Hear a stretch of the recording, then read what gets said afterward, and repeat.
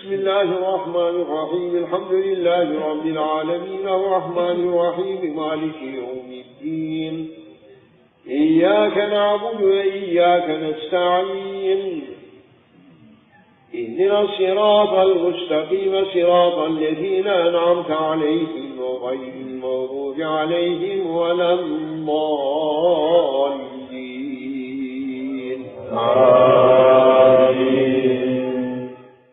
History of the Saints of the Golden Chain. Number 5. Jafar as-Sadiq. I have discovered, and exaggeration is not in my nature, that he who is my sustenance will come to me. I run to him, and my quest for him is agony for me. Were I to sit still, he would come to me without distress. Urwa ibn Adhina. The son of Imam Muhammad al-Baqir, son of al-Imam Zayn al-Abidin, son of Hussein, son of Ali ibn Abi Talib, Jafar was born on the 8th of Ramadan in the year 83 Hijrah, 702 current era. His mother was the daughter of Al-Qasim, whose great-grandfather was Abu Bakr as-Siddiq. He spent his life in worship and acts of piety for the sake of God. He rejected all positions of fame in favor of isolation from the mundane world. One of his contemporaries, Umar ibn Abi al-Maqdam, said, "When I look at Jafar ibn Muhammad, I see the lineage and the secret of the Prophet Muhammad united in him." He received from the Prophet 2 lines of inheritance, the secret of the Prophet through Ali and the secret of the Prophet through Abu Bakr. In him the 2 lineages met, and for that reason he was called the inheritor of the prophetic station and the inheritor of the truthful station. In him was reflected the light of the knowledge of truth and reality.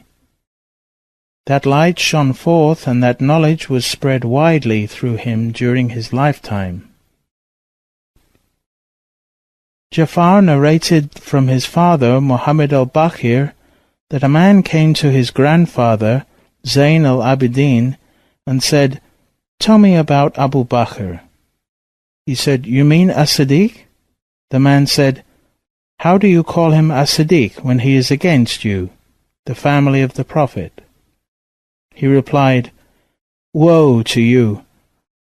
The Prophet called him as-Sadiq, and God accepted his title of as-Sadiq. If you want to come to me, keep the love of Abu Bakr and Omar in your heart." Jafar said, "The best intercession that I hope for is the intercession of Abu Bakr as-Siddiq." The following invocation is reported from Jafar as-Sadiq.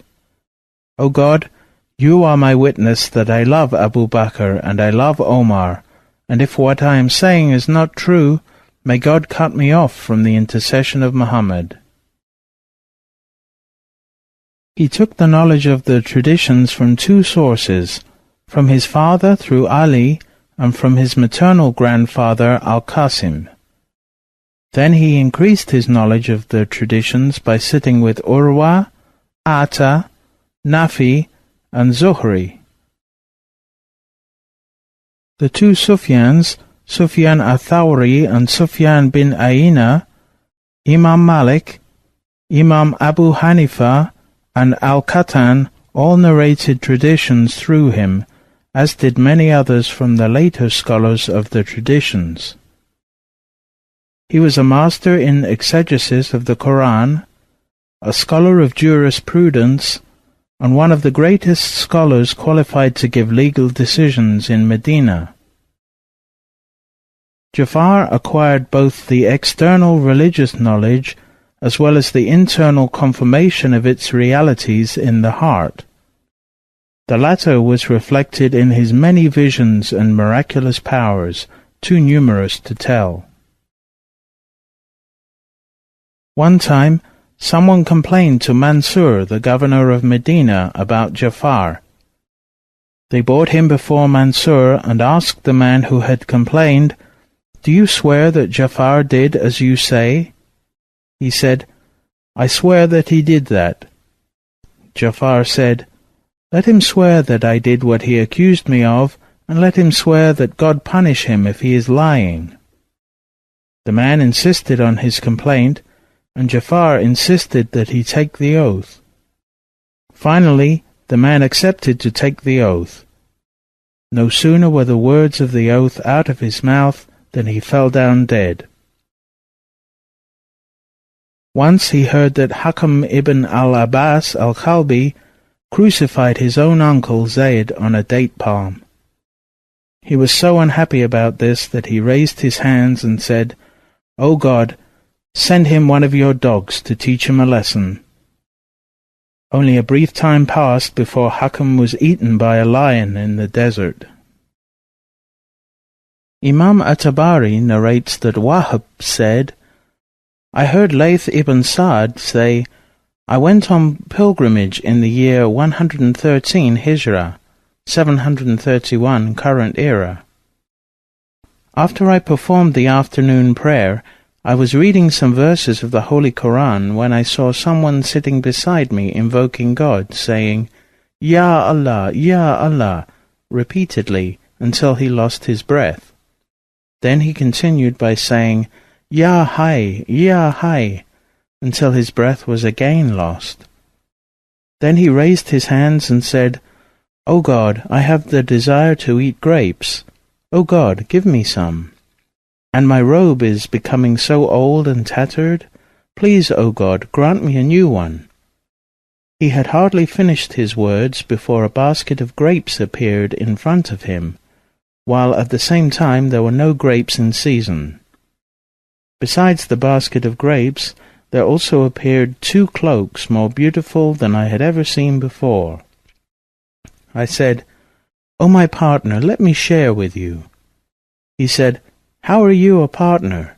I replied, 'You were praying and I was saying Ameen.' Then Imam Jafar said, 'Then come and eat with me.' And he gave me one of the 2 cloaks.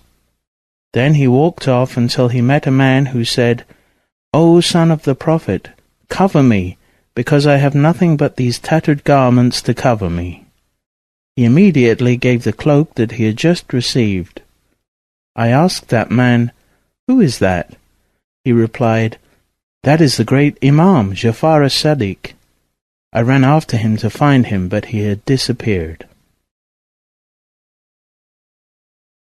This is only a sample of the many anecdotes and stories of the miraculous powers of Jafar as-Sadiq.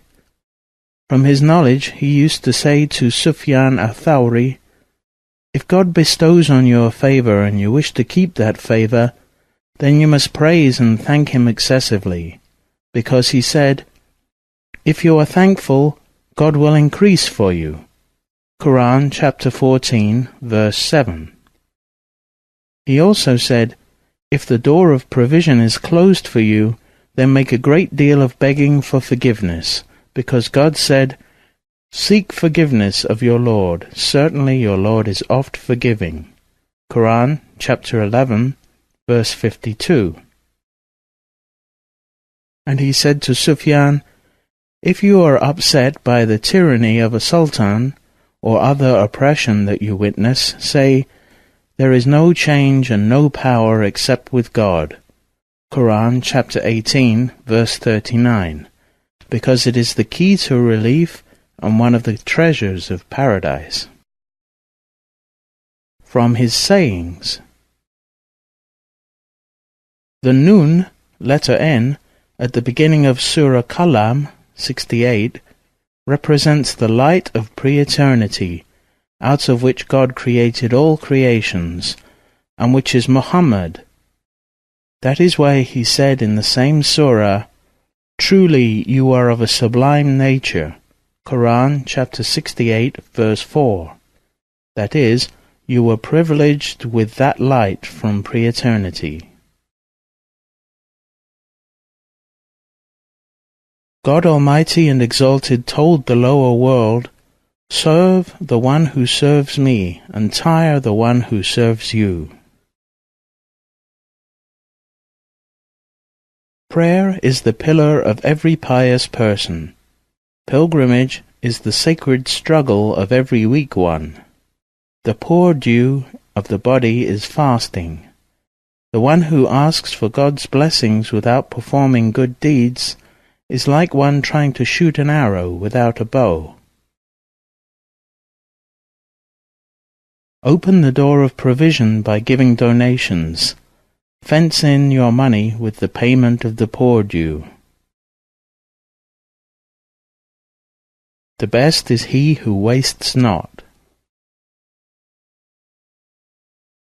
Planning is the foundation of your life. To act prudently is the basis of intellect.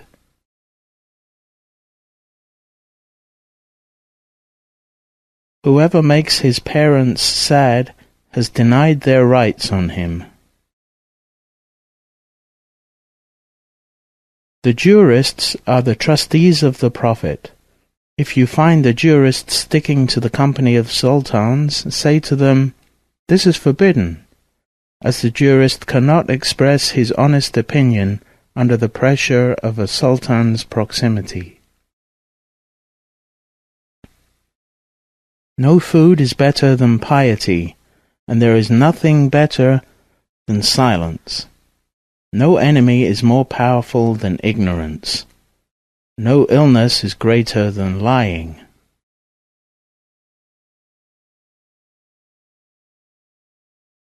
If you see something you do not like in your brother, try to find from 1 to 70 excuses for him. If you cannot find an excuse, say, "There might be an excuse, but I do not know it." If you hear a word from a Muslim which is offensive, try to find a good meaning for it. If you do not find a good meaning for it, say to yourself, "I do not understand what he says," in order to keep harmony between Muslims. Jafar passed away in 148 Hijra year, 765 current era. He was buried in Jannat al-Baqi in the same graveyard as that of his father Muhammad al-Baqir, his grandfather Zayn al-Abidin, and the uncle of his grandfather Hassan ibn Ali. He passed on the secret of the golden chain to his successor Tayfur Abu Yazid al-Bistami, more commonly known as Bayazid al-Bistami.